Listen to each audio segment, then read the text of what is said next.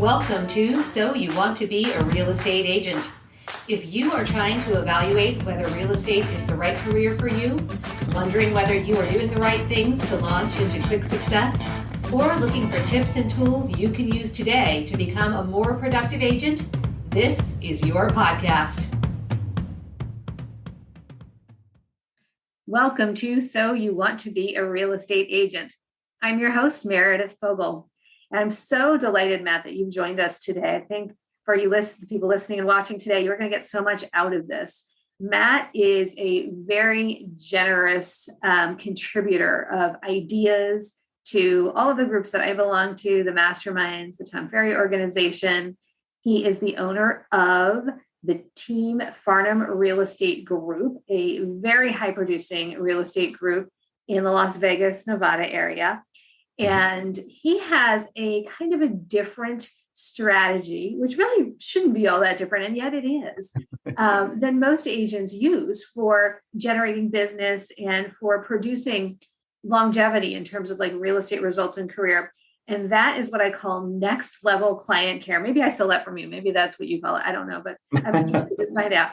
But one of the things that Matt does is regularly shares with the rest of us ideas via email. You've been on Tom Ferry's webinar series a few times. I know you've been interviewed by other podcasters and other media outlets, but these really creative ideas for enhancing the customer care that we provide, and thereby, when you give, you get, thereby creating more business for ourselves. So Matt, thank you so much for joining us. I'm super excited to share your platform with our audience. Thank you for having me. How are things in Las Vegas these days? How's the market there? Yeah. So, my automatic response is it's challenging here, but I got to stop saying that because reality is there's still a couple thousand transactions happening each month, and we don't need a couple thousand. We just need to go get our 10 or 20 or 30, right? So I need to stop saying it's slow here, but we're down about 40% in transaction volume from even pre-COVID levels right now. So affordability is a major challenge in Las Vegas right now, with household incomes just didn't go up with all the California money that came into Vegas, driving our home prices up. It's left the Las Vegas local with just a really challenging situation with affordability. And then, as you know, sellers that are having a hard time walking away from their 3% rate, they traded in for a 7% rate. Inventory staying low, which is keeping prices up. So it's a really funky season we're in right now. But having that said, we're still helping buyers and sellers every day, getting through this crazy market right now. Good. And that's where you really come from, is service. And I think it's what you're hearing right now. If you're listening to this later than its original release date, we are in April of 2023 right now. And we're in a market where inventory is extremely compressed. There's a ton of buyer demand, and such an interesting dynamic that you just described, where the local Nevada resident can't compete with the California player coming in and trying to grab inventory there. So it must be very, very difficult. And the percentage of transactions down, that we're seeing about nationwide right now. I think that sounds right about average. Yep. So that said, I love what you said. We only need to get like 20 or 30 a month to, get our little share of it. And what you do to do that, and to support the people that you've worked with before, and to support your agents as well, is just refreshing and organic and creative, and all the good things that real estate should be. When we first started to just chat before the podcast, you said real estate can be a race to the bottom. Now, clearly for you, that has not been the case at all. You've gone to the top and surpassed it. But tell us about what that means, and then kind of like your background, how you got into it, and how you kept yourself out of that cycle. Right. So even though I don't necessarily feel like I've had to race to the bottom, I absolutely have to deal with that conversation every day. So Vegas is what I would consider ground zero for disruption. And I know in our real estate conversations, we have to be mindful of talking about certain types of conversations related to commission and things like that. But anybody can agree that everybody in real estate or financial services or lending, we're all working harder for less money, right? So Tom Ferry, how we first got introduced, Meredith, is our mutual coach. And he just shared a stat with us. You probably got the same number. The last time we saw this transaction volume, about 4.5 million transactions, was 2012. Mhm. In 2012, there was 38% less realtors than today. So we're seeing 38% less available per agent. That's a challenge. And not to mention, like in Vegas, I mean, you name it. We have the purple bricks, the open door, the Zillow, the billboards, the radio ads of do this for this amount or this rebate and these types of it's all the new stuff comes to Vegas first, and I have to deal with these things. So I'm a firm believer that the Raving Fan is the longest runway that we have to stay relevant and be fairly compensated for how good we are at our jobs. And what I mean is this is just a lot of noise in the marketplace, Meredith. Like when you go down the freeway in Vegas, you'll be going past a billboard at the same time you're hearing a radio ad. You go into the new home office and you see the flyer from Open Door to trade in your home for this program. And it's just all noise. There's so much noise. I'm a firm believer that the last person that noise is going to penetrate is my Raving Fan. Because when they think real estate, they think Matt, they think Meredith. They don't have to read the billboard. They don't have to listen to the radio. They can change the station. Now, I'm not naive to think it doesn't eventually penetrate them because I know it will. But I believe I have the longest runway before they really start to notice those ads, and I have to deal with those conversations. So, and not to mention, you and I both know for agents who are getting into the business, how are they going to compete with you and I if they're trying to get business? And it's probably on price is the only thing most of them are going to go to. Yeah. So we just need to be so significantly, abundantly clear in our clients' minds of who the best is. And we do that. One way we do that is to stay top of mind through just loving on the people who love us through the client care that we do. Absolutely. It was among those remarks that Tom was giving about, the number of transactions relative to the number of agents. He said, this is going to be like the real estate Hunger Games. Right. And, yep. So we could either go around and kill each other, or we could kill our clients with kindness and create that long runway that you just described. So how did that start, like coming to you as an idea? Was it just something you always did, or did you try it and see a result from it? How did you become this Raving Fan creator? Well, I think organically, when I started doing this 19 years ago, that is kind of how I started right out of the gate, is just, through gifting and just moments to just make sure my clients were recognized and felt that we appreciated them and things like that. But truthfully, over the years, I kind of got busier and got away from that as I started to build a brokerage, and I did a lot of REO sales and just, got distracted with a lot of things in our business over the years. But a few years ago, when I was running the brokerage here in Vegas, I just really wasn't loving the direction of the company. And I think it's because what gratifies me is knowing I'm the best at what I do and that we're truly serving the client at the highest level possible. And I think when I was running the brokerage at the same time that I was trying to be your friendly neighborhood realtor, I knew both of those were not being done as good as I could do them. So I made a tough decision a few years ago to kind of dissolve the brokerage side of things and really just go all in on Team Farnham. That's when we actually created Team Farnham just a couple of years ago. And that was to go all in on our clients on just the most extraordinary experience in the business, because that's what gratifies me, is knowing that we're delivering that to the client. And then naturally, the effect of that is raving fans, referrals, repeat business, and things like that. So it really got kicked off a few years ago when I said, hey, let's go this direction. The way that we kind of kicked everything off was a big friends and family event.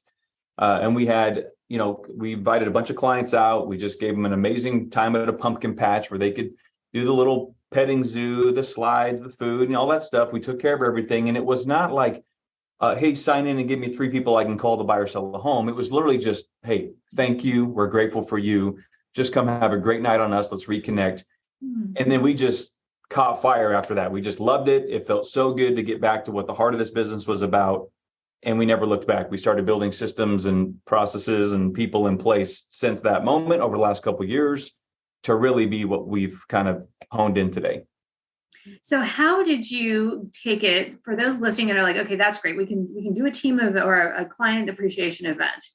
What was it that enabled you from not having like a, hey, sign in for whatever, or be our person? What was the next step for you? Let's break it down as granularly as we can for people who are listening.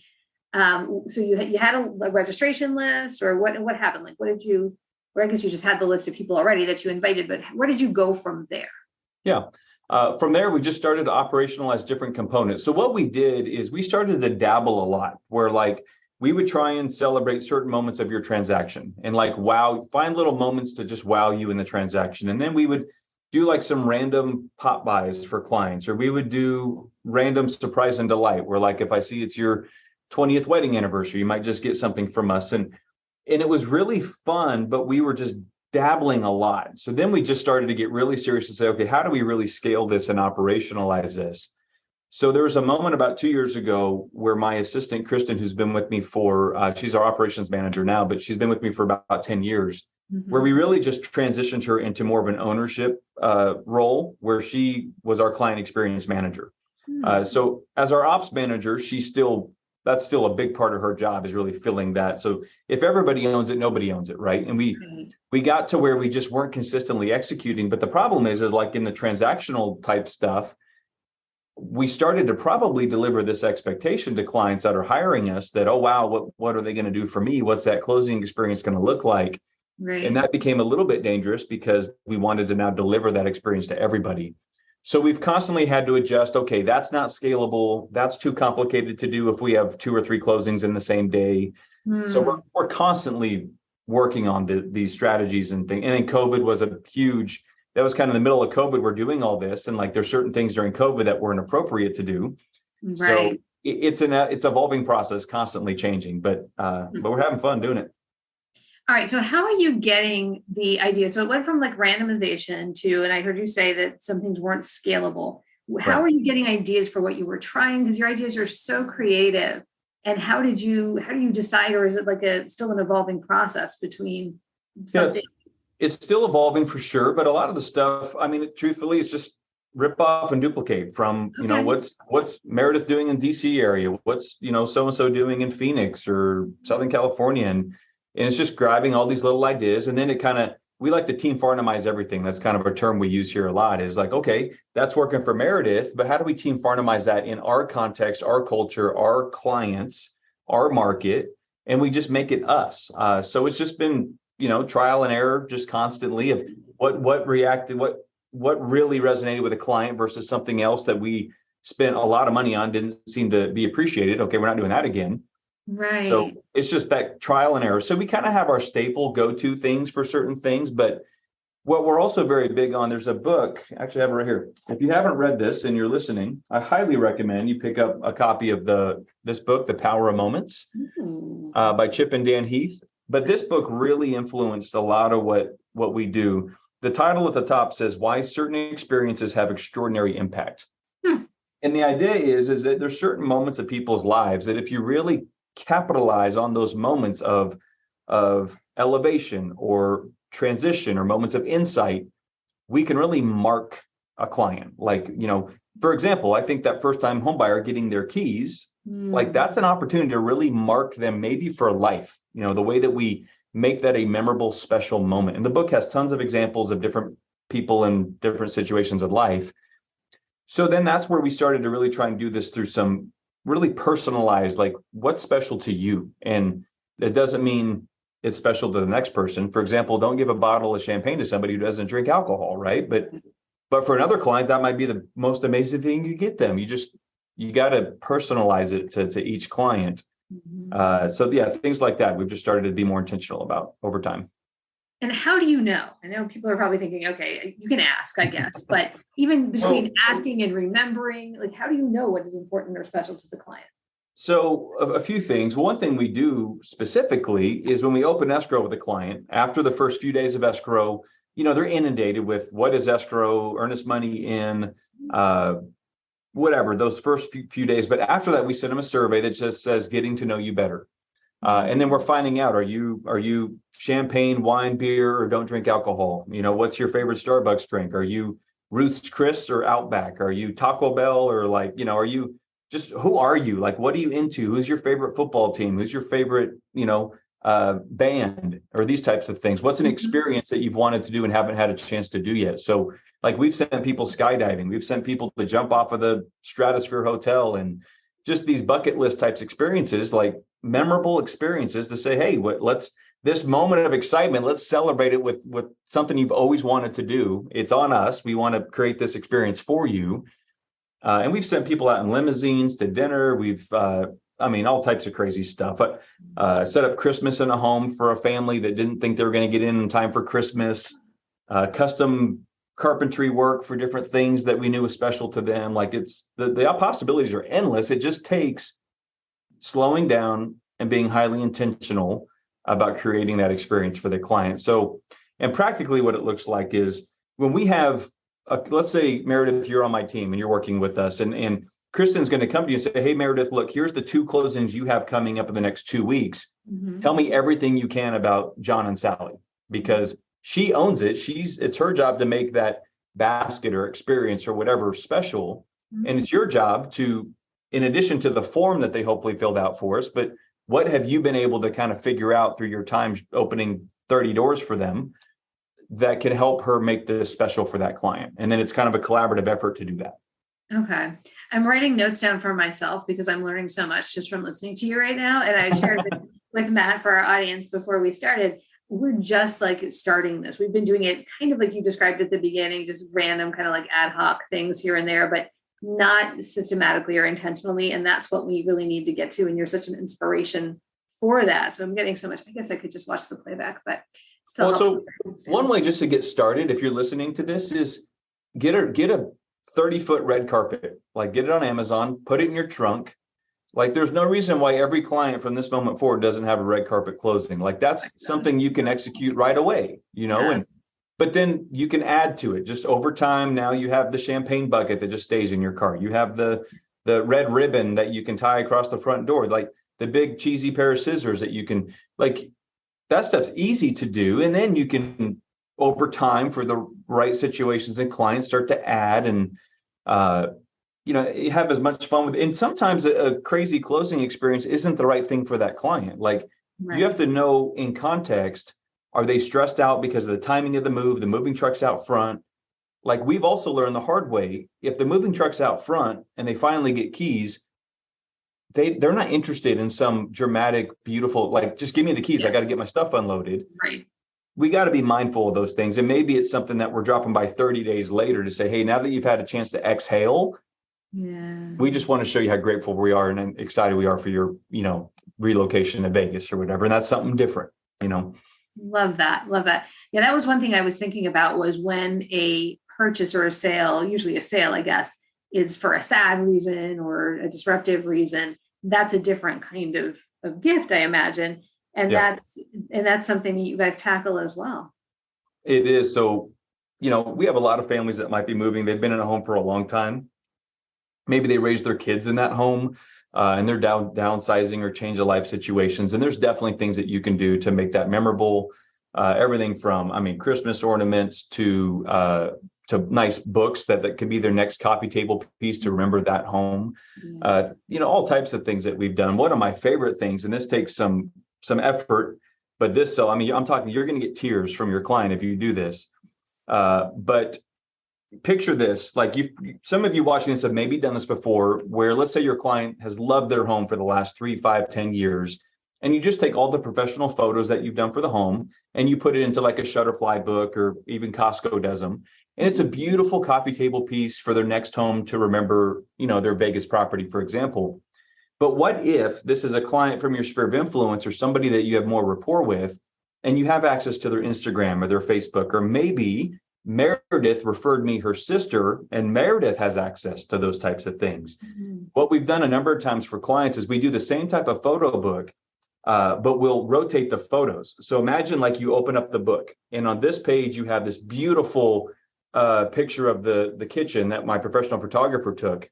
But on this side, you have literally their kids blowing out birthday candles in that same kitchen because they lived life in that kitchen. Or imagine the dirt yard with the kids putting the shovel into the dirt with dad to start the landscape project 6 years ago, next to the beautiful professional photography of the yard completed now.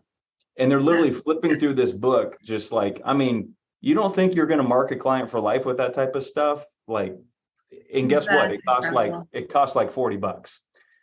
Right. But it takes time, it takes effort. And that's what means so much to the client, that you cared enough to do it. And you can't do that for every client, but for the right ones you can, and you'll know when those opportunities come up. You just have to slow down. What I would suggest everybody in your smart plans or escrow plans or checklists per transaction, you need to have a couple milestones in the process that says, okay, stop. We're 7 days in, we're 3 weeks out from closing, just stop and think. What do I need to prepare for that might take 2 weeks to ship to me or something, so you can actually execute on this and make it special for the client. And if you don't have a Kristen, would you recommend people just write that in as another task toward settlement, is, just put that in as a reminder for themselves?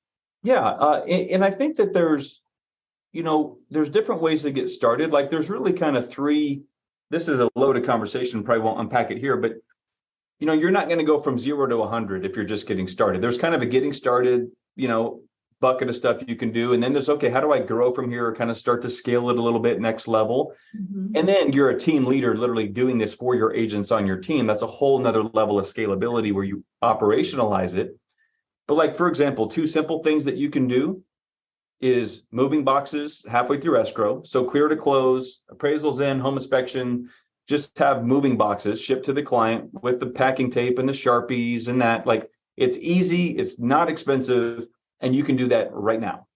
And then do the red carpet closing. Like, just start there. And once you're executing that consistently, then start to, maybe do the 1 pop by per year.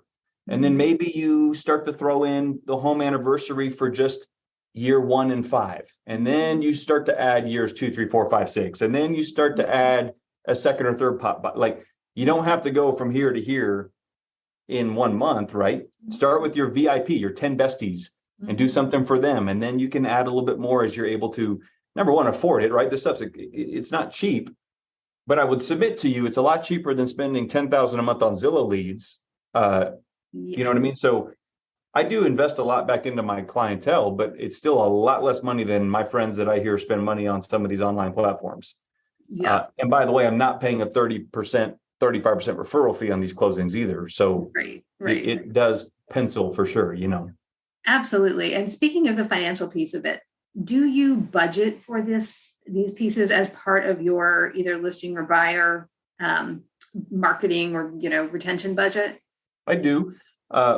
One little hack that's been really helpful, and I even did this when I started my business a long, long time ago, is I would earmark, I think way back then, I would take like $150 or $200 out of every closing and just know that that's going to be like the Starbucks card, the Cold Stone gift card, during summer versus winter, it was going to be the closing gift. And like, I don't remember what those moments were way back then, but it was still budgeted. Now what we do on my team is, if you work for my team, when I interview you, that we have a $300 client experience fee out of every closing.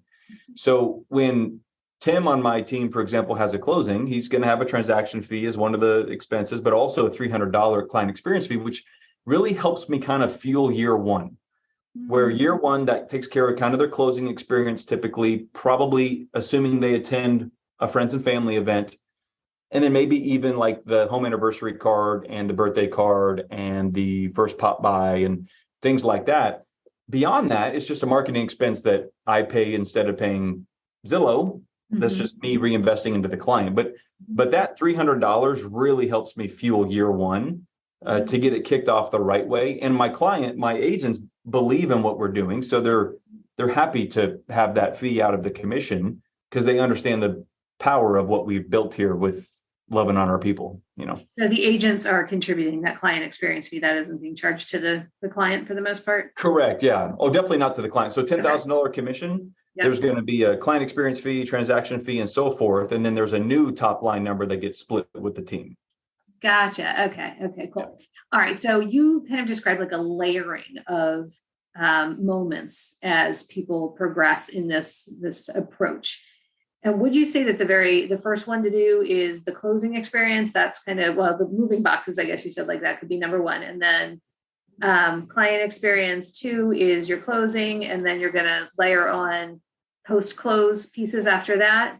Right. And keep in mind, I would start with the transaction, just because the transaction is already coming to you and you can build the plane as you fly it. Like, literally, as you think about the way that you're helping clients is, okay, my next escrow, Meredith is buying a home, we're opening escrow.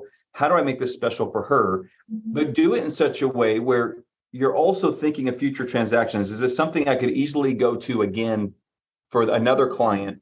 Mhm. Or is this truly going to be a complete one-off and never go to it again? And it'd be great if you can think of some of those moments that you can, maybe not for every client, but you kind of have your short go-to list of things that you have your quick login, you know that vendor in town that you can get that from quickly, or those types. And over time, but I would say focus on the transaction, just create extraordinary Raving fans from this day moving forward, and then slowly have a plan to start to maybe re-engage your past clientele. Maybe it's a friends and family event to kick it off. Maybe it's, just something unique. You could do a virtual baking night or something, and you drop off the supplies, and then you go into, a Zoom meeting together, and you kind of bake this dessert together. Like, you could get creative on a budget to get things kind of kicked off, but don't let budget stop you. And if you have 200 past clients, just start with your 10 besties. Like, who's referred you clients in the last year that you really should maybe do something special for, and then start with them, and you can always scale bigger. That's a great suggestion for those who feel like it's a big chunk to kind of bite off. Now, what would you say to somebody who is like, I don't know, I just can't think of things like this to do. I'm not super creative. Even if I have like a list of things that people tell me they like, it just feels like a lot. What would you say to those people? Rip off and duplicate. Okay. Just like, serious, get in a mastermind, get in Tom Ferry coaching. Just what's Meredith doing? What's Matt doing? What's he and she doing? Like, don't reinvent the wheel. There's so many amazing ideas out there. Yeah. Don't overcomplicate it. And if all else fails, chat GPT, right? So right. Put it in there. Yes, absolutely. Absolutely. All right. So talk to us a little bit about your team as we kind of wrap up the podcast. I'd love to know about how you built a team, why you built a team, and then how you have applied this client experience strategy or philosophy to your team. Sure. So the team was just kind of organic. In fact, I literally just launched a recruiting campaign for the first time in my 19-year career. Like, I've kept it lean and mean on purpose, very intimate. But I've also got this really just kind of renewed mission and purpose, I think I just turned 40, call it a midlife crisis. But I've really just been through this journey recently where, like, why am I going to keep working this hard for the next 20 years? And truthfully, I just want to make a bigger impact in the city. We have some city engagement partners we work with that I'm very passionate about. I really believe in what they're doing in our city. So we give the first % of everything we earn as a team to them off the top. And now the more families we can help, the bigger impact we can have, not just in their families by giving them the best outcome and experience possible, but indirectly, because of more transactions is more money, more we can invest into the city and beyond. There's some other projects my wife and I are passionate about outside of Vegas that we want to help support financially and so forth too, to where, for me, this is becoming more fundraising at this point, where I'm not completely there, to be honest, but that's my goal, is to wake up one day and say, I'm just fundraising at this point. I don't need to work this hard, but look what God's able to do, through these types of investments. So that's the purpose and mission. Now, having that said, I feel like the client experience in doing this, it just so aligns with who we are and what we're about with community and family. And it's just a fun way to do business. And it's just so aligns with the city engagement piece too. It's not transactional, it's all relational. I do not get excited about some boiler room model of just online lead turnover. And it's funny, Meredith, because I'll talk to agents that we're mutual friends with in this ecosystem or across the country. And they're like, oh my gosh, what you've done is, they're so amazed. And I'm like, I feel like this is the obvious, easy stuff that we do. Like, I'm amazed that you can have 100 online leads come in a month with no rapport, and you're actually able to, like, just turn those over. Like, that's hard. But I think it's easy.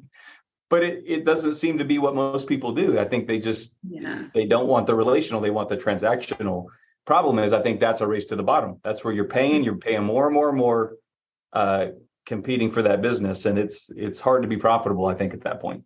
Exactly right. Yeah, I completely agree with you.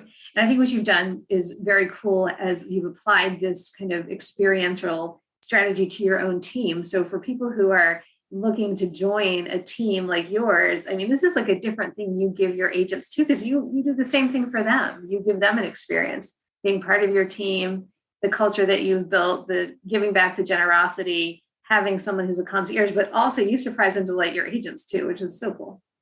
Yeah, we tried to. That's kind of my wife owns that piece. So, the Kristen and our client care team, I have 3 full-time amazing women on our client care team that help execute all this type of stuff. But my wife kind of owns, hey, if we do this for all our clients, how do we love on our team too? So she's great at that piece of it, and we try and prioritize that.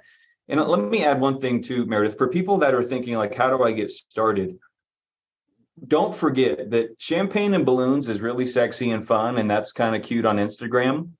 But what we've learned to be true, and I don't know if you saw the talk I gave recently. Were you by chance in Vegas when I gave that main stage talk? No. So if I can give you one last nugget to leave you with is champagne and balloons is great, but your client's experience will rise and fall based on the level of communication they receive. It doesn't matter what type of gift you get them. It doesn't matter if it's red carpet or doesn't like Dom Perry, whatever, Dom champagne. Like if they weren't communicated to at a high level, they didn't have a good experience, and no bottle of champagne makes up for that. So at a minimum, start to create systems of really high level communication where you're going on the offense, constantly future pacing that client for everything that they might need to know that's coming up. And they'll have a great experience right there. But so many agents just want to throw money at stuff. But if you don't do that, you're literally wasting your money. Like you have to communicate like we have a mantra for our team, the phone rings for new business only. Like a client should not call my office and say, hey, Meredith, what's going on with this? Or what's next here? Like they should already know. And if they have to call and ask, we've already failed. That's how I feel about our business. So start there because that's free. It just takes time getting under the hood and building better systems and better communication. Brilliant. So well said. And then the client experience becomes the icing on the cake that really cements that future Raving fan. Awesome stuff. Oh my goodness. I cannot believe how fast this went. This was wonderful, Matt. Thank you so much for all of these insights, all these ideas. If people want to find out more about what you do, get in touch with you, interested in joining your team or working with Team Farnham, how would they find you?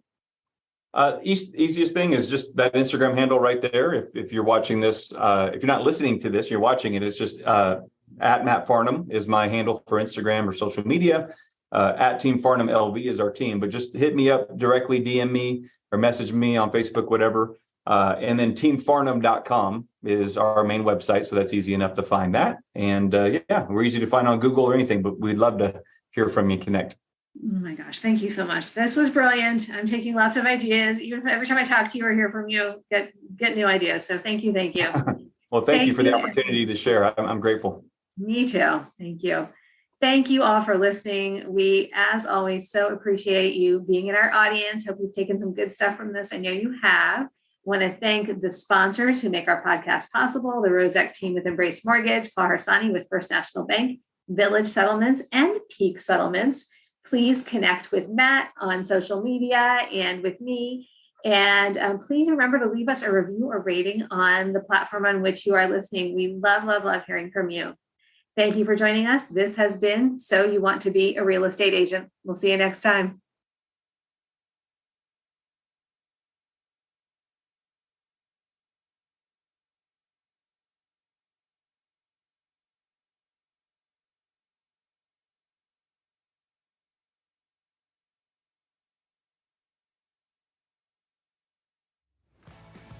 We are so grateful you joined us today.